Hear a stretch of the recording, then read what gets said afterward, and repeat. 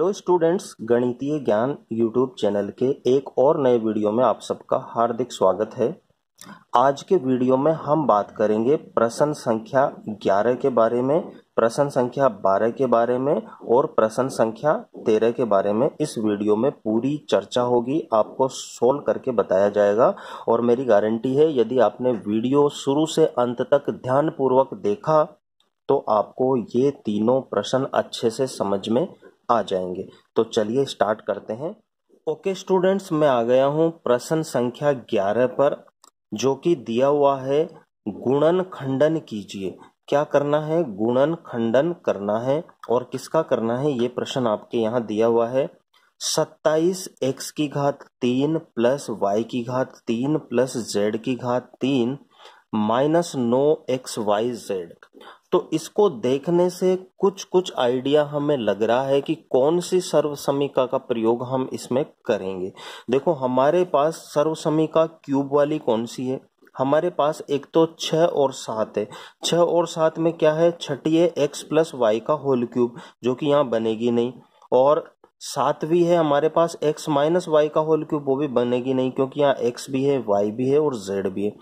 तो क्या ये प्रश्न हमारे पास जो अंतिम सर्वसमीका है 8 नंबर की, क्या वो सर्वसमीका यहाँ अप्लाई हो पाएगी? बिल्कुल सही सोचा आपने, वो सर्वसमीका यहाँ पर अप्लाई होगी, लेकिन उससे पहले हमें प्रश्न में थोड़े से चेंजेज करने पड़ेंगे। क्या चेंजेज करने हैं वो आप देख लीजिए। देखिए, सबसे पहले तो मैं क्या करूंगा, इसको पूरे को क्यूब की फॉर्मेट में लिखूंगा। अभी ये 27 x पर ही क्यूब है, 27 पर नहीं है। 27 अलग संख्या है, ये हमारा अचर है 27 और ये चर है। तो यहाँ पर घात सिर्फ चर पर है, तो हमें अचर और चर दोनों पर ये घात 3 चढ़ानी है। तो क्या लिख सकता हूँ? क्या मैं 3x की घात 3 लिख सकता हूँ 27x की घात 3 को? बिल्कुल लिख सकते हैं, क्योंकि 3 की पावर 3 करेंगे तो 27 मिल जाएगा और x की घात 3 करेंगे तो x क्यूब मिल जाएगा। अब यहाँ पर तो केवल y है, तो मैं y की घात 3 लिख के इसको लिख लूंगा। ये प्लस है, यहाँ पर भी z है तो z की होल पावर 3 लिख लूंगा, इसका मतलब z क्यूब हो गया। अब हमारी जो सर्वसमीका है वो देखो, ये जो चिन्ह बनाया ना मैंने, ये 2 ऊपर आंखें और नीचे मुंह, इसको पढ़ेंगे हम, क्या पढ़ेंगे इसको? चूंकि। क्या पढ़ेंगे इसको? चूंकि। चूंकि। और अगर ये जो मुंह है वो बिंदी बन जाए, यानी अगर नीचे 2 आंखें और यहां बिंदी, यानी बिंदी ऐसे ऊपर चल जाए, तो इसको पढ़ते हैं हम इसलिए। क्या पढ़ेंगे? इसलिए।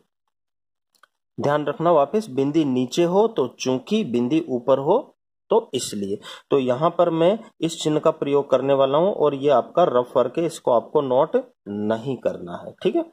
तो चूंकि अगर मैं इसको x मान लूं तो x का होल क्यूब प्लस, देखो y का मान y रहेगा तो y का होल क्यूब प्लस z का होल क्यूब, z ही है, y है और 3x x है, यानी x जहां भी आएगा वहां हम 3x का प्रयोग करेंगे, y की जगह y लिखेंगे और z की जगह z ही लिखेंगे। तो ये जो हमारी अंतिम सर्वसमीका है 8 नंबर की, वो यही है, x cube plus y cube plus z cube minus का 3xyz बराबर, क्या लिखते हैं इसको लिखते हैं x plus Y plus Z bracket x square plus Y square plus Z square minus का xy माइनस का yz माइनस का zx। ये हमारी अंतिम सर्वसमीका हो गई। अब देखिए, यहां पर ये वाला फॉर्मेट तो हमें मिल गया, लेकिन देखो माइनस तो हम लगाएंगे यहाँ माइनस, फिर 3 सूत्र का तो 3। अब x की जगह मान क्या रखेंगे? x का 3x, तो इंटू 3x इंटू y की जगह तो y का y है तो y इंटू z की जगह भी z का z ही। अब इनको गुणा करो आप, इनको गुणा करने से ये मिल जाना चाहिए। तो देखो माइनस तो मिल ही गया हमें, 3 3 9 xyz, 9xyz मैच हो गया। इसका मतलब इस वाले को, प्रश्न को हमने इस पूरे फॉर्मेट में जमा लिया। अब ये फॉर्मेट वही हो गया जो ये फॉर्मेट है। अब इसको हम ये लिखेंगे सर्वसमीका के प्रयोग से, तो इसको भी हम इस तरह से लिख देंगे। तो देखिए, लिखिए एक्स। अब एक्स का मान मैंने बताया, एक्स की जगह 3x लिखना है तो 3x लिख देंगे, प्लस y की जगह y आएगा, प्लस z की जगह z ही आएगा। ये हमारा इसका काम हो गया। अब बड़ा ब्रैकेट लगा दीजिए, इसको बड़ा ब्रैकेट बोलते हैं, ठीक है। बड़ा ब्रैकेट शुरू हो गया और जब ऐसे लगाएंगे बड़ा ब्रैकेट बंद हो जाएगा। अब x, तो x की जगह क्या मान रखेंगे, 3x। तो 3x का स्क्वायर हो रहा है तो स्क्वायर कर देंगे, y की जगह y तो y स्क्वायर, z की जगह z तो z स्क्वायर माइनस x। अब x गुणा y, गुणा छिपा हुआ है, x का मतलब 3x है, इंटू y, माइनस y की जगह y और z की जगह z, माइनस z की जगह z और x की जगह x का मान क्या होगा, 3x। ये हमने वैल्यू पुट कर ली और ये बड़ा ब्रैकेट हमने बंद कर लिया। सोल्व कर लीजिए भाई, ये तो 3x plus y plus z हो गया। और अब आप यहां पर सोल्व कीजिए, 3 का स्क्वायर 9, x का square x square plus y square plus z square minus का 3xy माइनस का yz और माइनस का 3। अब पहले x आता है तो पहले x लिख देंगे और x के बाद में आता है z। तो यही हमारे इस प्रश्न के क्या हो गए भाई, आंसर हो गए, गुणनखंड हो गए। प्रश्न कह रहा था ना हमसे गुणन खंडन कीजिए, देखो हमने इसका गुणन खंडन कर लिया। कितने गुणनखंड आ गए, 2, एक और ये दूसरा ब्रैकेट वाला ये दूसरा हो गया। तो हमने इसको क्या किया, पहले हमने इसको सर्वसमीका 8 के रूप में जमाया, फिर सर्वसमीका 8 का सॉल्यूशन ये होता है, तो हमने इसमें मान रख लिया और हमारे आंसर आ गए। अब हम बढ़ते हैं नेक्स्ट क्वेश्चन की तरफ। हेलो मेरे प्यारे स्टूडेंट्स, अब मैं आ गए क्वेश्चन नंबर 12वें पर। उम्मीद करता हूं कि आपको वीडियो देखने में बिल्कुल मजा आ रहा होगा और ध्यानपूर्वक आप देख भी रहे हैं और समझ भी रहे हैं। तो चलिए स्टार्ट करते हैं हम इस वीडियो को। अब देखो ये प्रश्न हमारा कह रहा है कि सत्यापित कीजिए। आपको सत्यापित करना है कि इसके बराबर ये होता है या इसके बराबर ये होता है, वेरीफाई करना है। तो आप एक काम कीजिए कि ये जो बराबर है ना, सपोज कीजिए कि आप यहां पर खड़े हैं। कहां पर खड़े हैं, यहां पर खड़े हैं, ठीक है। ये मैंने एक डायग्राम बना दिया, आपको समझाने के लिए मैं ये बना रहा हूं, आप इसको अपने होमवर्क की कॉपी में नहीं बनाएं। तो आप यहां पर खड़े हैं, कहां पर खड़े हैं, बराबर पर। अब आप यहां से प्रश्न को देख रहे हैं, जैसे अभी आप प्रश्न को देख रहे हैं तो अब आपका जो दायां हाथ है वो इधर का है, दायां हाथ आपका इधर का है, ये दायां हाथ है। तो हम इसको कहेंगे दायां पक्ष भी बोल देंगे, या हम इसको दक्षिण पक्ष भी बोल देंगे, या हम इसको इंग्लिश में राइट हैंड साइड भी बोल देंगे। राइट हैंड साइड का मतलब दाएं हाथ की तरफ, राइट मतलब दायां, सही नहीं होगा यहाँ का मतलब, राइट का मतलब यहाँ दायां, हैंड मतलब हाथ और साइड मतलब तरफ। तो दायां हाथ हमारा ये हो गया। अब ये कौन सा हाथ बचा, ये हमारा हो गया बायां हाथ। तो बराबर से इधर का जितना भी पोर्शन है, ध्यान से सुनो, बराबर के इधर जितना भी पोर्शन है वो किस में आ जाएगा भाई, वो हमारा हो जाएगा बायां पक्ष हो जाएगा, या फिर हम उत्तर पक्ष बोल सकते हैं क्योंकि उधर दक्षिण पक्ष था, उत्तर पक्ष। या फिर हम उसको LHS बोल देंगे, क्या बोल देंगे, लेफ्ट हैंड साइड। तो इस फिगर को आप दिमाग में बिठा के रखो, इस चित्र को, ये आपको लिखना नहीं है, ये सिर्फ समझने के लिए है। अब आप यहां पर देखिए कि ये तो हमारा एक तरह से कौन सा हो गया, ये हमारी सर्वसमीका 8 हो गई, लेकिन उसके बराबर ये नहीं होती है, ऐसे नहीं होती। तो हम इसमें चेंज करेंगे, तो हम यहां पर दाएं पक्ष से बायां पक्ष लाएंगे। तो नोट कर लीजिए, यानी RHS हमारा क्या है, RHS हमारा 1/2 x plus Y plus z, फिर बड़ा ब्रैकेट और x माइनस वाई का whole square plus y minus z का whole square plus z minus x का होल स्क्वायर। यहाँ होल स्क्वायर है, ध्यान कर लेना, ये ब्रैकेट बाहर है। तो ये हमने हमारा RHS पक्ष पूरा लिख लिया। अब हम देखो 1/2 तो 1/2 ही रहने वाला है। यहाँ x, y और z तीनों अलग अलग चर है तो ये जुड़ेंगे नहीं, तो ये ऐसे ही रहने वाले हैं। अगर यहाँ y की जगह x होता तो वो x इस x में जुड़ के 2x प्लस z बना देता, लेकिन यहाँ तीनों अलग अलग है तो जुड़ेंगे नहीं, आप भी जानते हैं।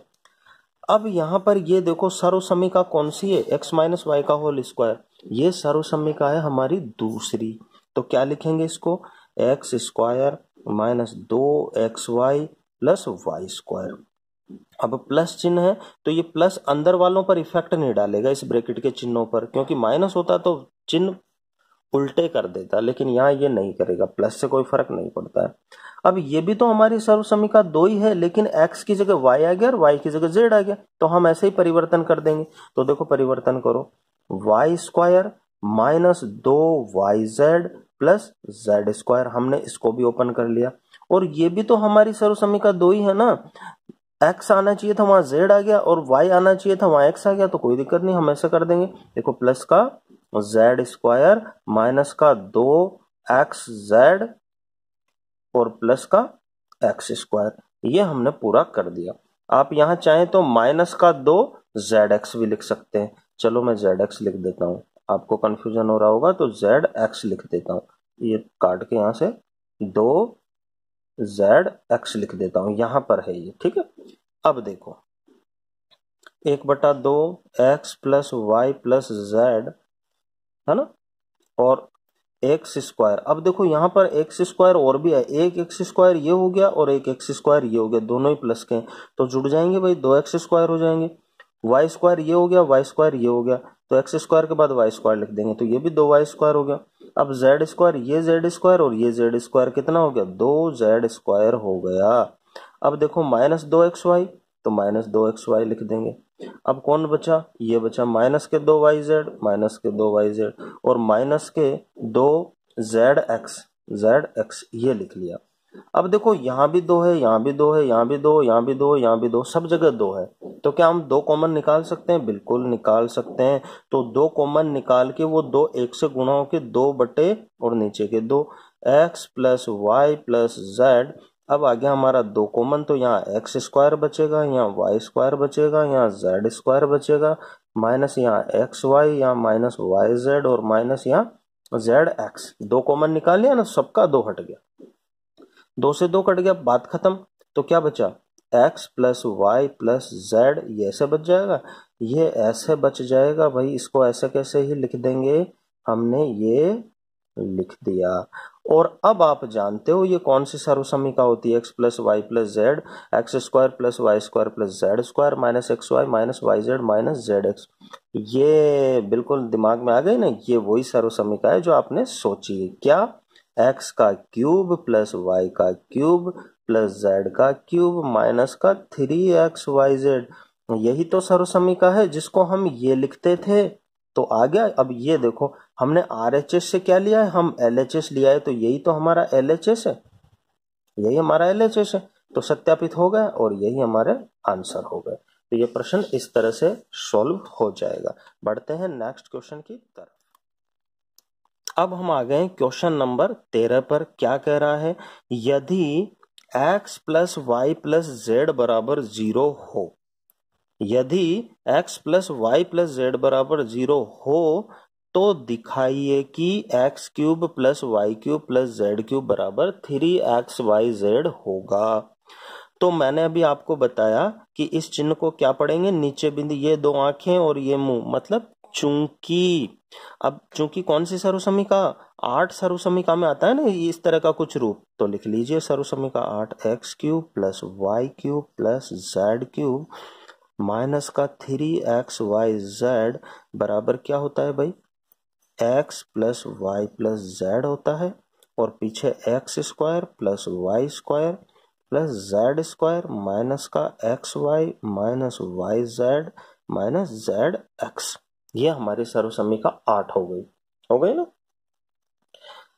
अब यहां पर देखो दिया है, क्या दिया है, दिया है कि x plus Y plus Z बराबर x plus Y plus Z बराबर 0 है, ये दिया हुआ है, ठीक है।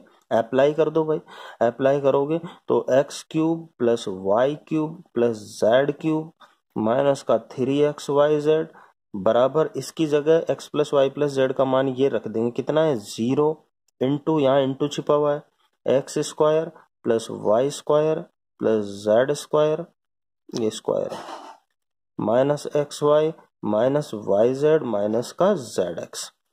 अब यहाँ पर वापस लिख दो, x cube plus Y cube plus Z cube minus का 3xyz बराबर, अब यहाँ पर जीरो हीरो बनेगा। क्या बनेगा? जीरो हीरो बनेगा।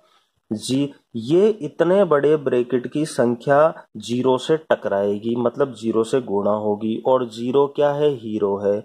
तो अब ये जीरो इनको कर देगा जीरो, यानी जीरो को जब हम किसी संख्या से गुणा करते हैं तो वो भी गोल गोल हो जाती है जीरो की तरह। तो ये पूरा मान क्या हो गया? जीरो। और अब आप देख लीजिए, X cube plus Y cube plus Z cube, और ये जो -3xyz है हम इसको जीरो की तरफ कर देंगे तो प्लस के 3xyz हो जाएंगे।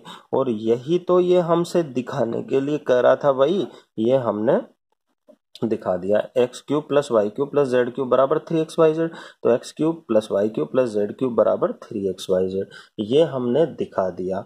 अब आपको ध्यान ये रखना है कि जो 13वें प्रश्न के बाद जो 14वां प्रश्न हम करेंगे तो वो इसी के ऊपर आधारित होगा। तो आपको ध्यान ये रखना है कि यदि x plus Y plus Z बराबर 0 हो तो हम X cube plus Y cube plus Z cube को 3xyz लिख सकते हैं, और 14वां प्रश्न इसी पर आधारित है। यानी ये एक तरह से सूत्र हो गया। क्या हो गया? कि यदि x plus Y plus Z का मान 0 हो तो X cube plus Y cube plus Z cube का आंसर 3xyz रखते हैं, जहां x का मान यहां से लेंगे, y का मान यहां से होगा और z का मान यहां से होगा, और ऊपर तीनों में क्यूब लगा हुआ होगा। तो आज का वीडियो मैं उम्मीद करता हूं कि आपको बहुत ज़्यादा पसंद आने के साथ साथ में बहुत ही अच्छा समझ में भी आया है। तो अब आप इन 11, 12 और 13 क्वेश्चंस को बिल्कुल अब पहले रफ में हल करेंगे, फिर होमवर्क में करेंगे, और वीडियो के लिए और मेरी मेहनत के लिए एक लाइक दबा दीजिए। और चैनल को अगर आप फर्स्ट बार विजिट कर रहे हैं तो आप सब्सक्राइब भी करेंगे और पीछे के सारे वीडियो देखेंगे, मैंने बना रखे हैं। और यदि आपका कोई मित्र रिश्तेदार 9th क्लास में पढ़ रहा है तो वीडियो को आप उस तक जरूर पहुंचाएं के उसकी मदद भी करेंगे। नेक्स्ट वीडियो में मिलेंगे हम इसके आगे 14, 15, 16 क्वेश्चन के साथ, और फिर चैप्टर एंड। तब तक पढ़ते रहिए, मुस्कुराते रहिए और आगे बढ़ते रहिए। Bye bye.